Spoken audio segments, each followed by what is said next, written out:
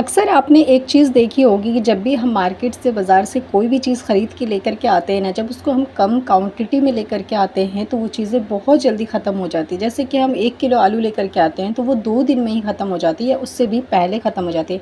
लेकिन इसी के बजाय हम 2.5 किलो या 3 किलो आलू लेके आते हैं या प्याज लेके आते हैं या फिर कोई भी चीज़ घर का सामान लेके आते हैं, जब ज़्यादा क्वांटिटी में लाते हैं तो आपने देखा होगा कि उसमें बहुत ज़्यादा बरकत होती है और वो चीज़ें जल्दी ख़त्म नहीं होती है मंथ से पहले या हफ़्ते से पहले। लेकिन अगर आप कम क्वांटिटी में चीज़ लाते हैं ना तो ऐसा लगता है कि अभी चीज़ें लाएँ अभी ख़त्म हो गई, अभी चीज़ें लाएँ अभी ख़त्म हो गई। तो ऐसा किस-किस के साथ होता है कमेंट में ज़रूर बताइएगा। और आज की इस वीडियो में जो है इसी टॉपिक में मैं बात करूँगी कि हम अपने घर को कैसे मैनेज कर सकते हैं, क्या-क्या टिप्स हैं जिससे कि हम अपने घर को अच्छे से चलाना सीख सकें, अच्छे से चला सकें, साथ ही में कुछ पैसे की सेविंग भी कर सकें। चलिए वीडियो शुरू करते हैं।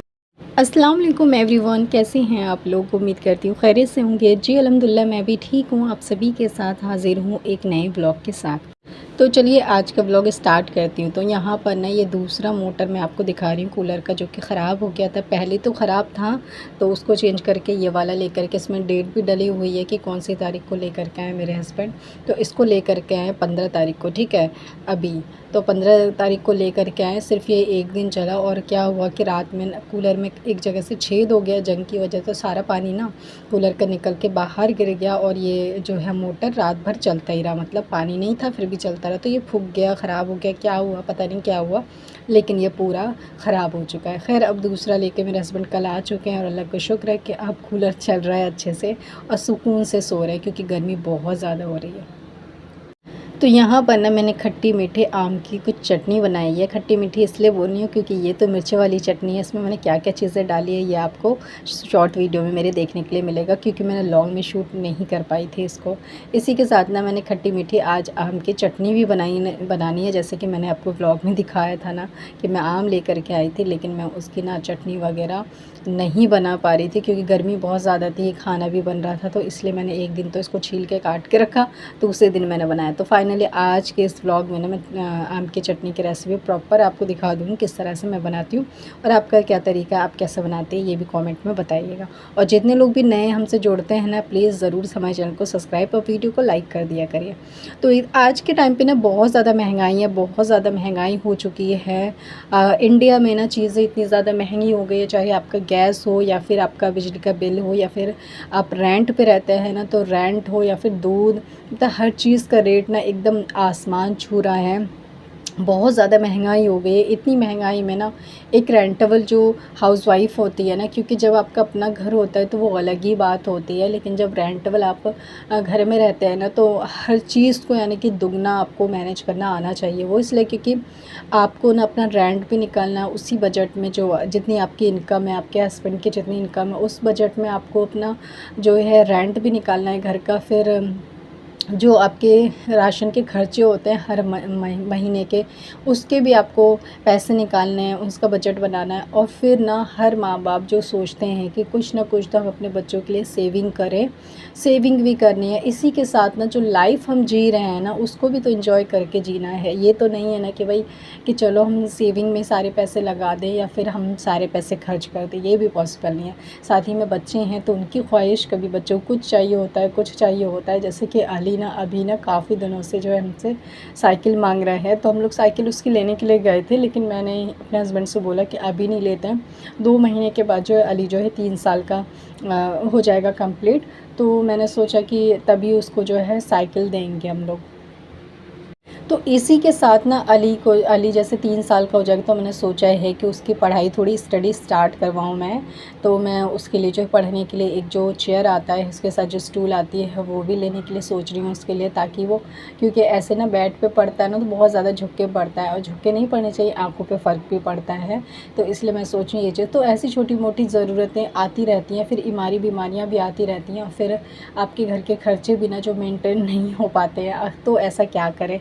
तो आज ना मैं अपनी टिप्स शेयर कर रही हूँ कि मेरी तरह जितनी भी हाउसवाइफ है जो रेंटेबल घर में रहती हैं, कैसे अपने घर को मैनेज करें, कैसे सारी ख्वाहिशें पूरी करें, कैसे अच्छी लाइफस्टाइल जी सके और कैसे हैप्पी रह सकते हो और कैसे अपनी लाइफ को सबसे इम्पॉर्टेंट स्ट्रेस फ्री बना सकती है। तो हर चीज़ ना सुना होगा ना, औरत के हाथ में हर चीज़ होता है। आप चाहें तो आधी रोटी खा के भी खुश रह सकते हैं और आप चाहें तो आपको सारी सुविधा मिलती है, लेकिन फिर भी आप खुश नहीं होते हैं ना। तो जो भी दिया है अल्लाह ने उसका शुक्र करना चाहिए और जो नहीं मिला है उस पे सब्र करना चाहिए, ठीक है। ये 2 चीज़ होनी चाहिए और तीसरी ये चीज़ कि अल्लाह से मांगते रहना चाहिए हमेशा, ठीक है। तो मैंने ना कैसे स्टार्ट किया वो आपको बताती हूँ। जब मैं शादी होकर के आई थी ना, तब मेरे को भी बिल्कुल समझ नहीं आता था कैसे हर चीज़ मैनेज होगा, कैसे क्या चीज़ें होगी। फिर उसके बाद ना कम से कम 1 डेढ़ साल तक ना हम लोग जो राशन है ना वो रोज़ डेली ऐसे लाते थे, फिर उसको बनाते थे, ठीक है।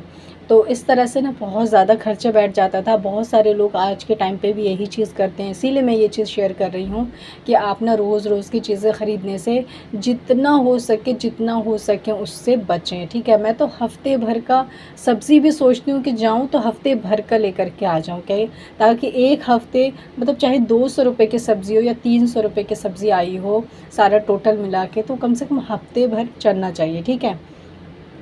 तभी हमारा जो है सब्ज़ी का जो पैसा है, जो 1000 रुपये हम सब्ज़ी के लिए महीने में निकालते हैं, उस 1000 रुपये में सारा बजट बन पाएगा। लेकिन अगर आप जो है रोज़ डेली का राशन ख़रीदने का झंझट रखते हैं या फिर रोज़ डेली आप कोई भी चीज़ ख़रीदते हैं, चावल आटा दाल वगैरह कुछ भी, तो उसमें आपका बहुत महंगा पड़ता है। तो मैंने 1 डेढ़ साल जब ऐसे किया ना, तो बिल्कुल भी पैसे की सेविंग नहीं हो रही थी और बजट नहीं बन रहा था, कुछ नहीं समझ में आ रहा था। फिर उसके बाद मैंने सोचा कि नहीं, अब ना हमें रमज़ान के महीने से मैंने स्टार्ट किया था ये चीज़।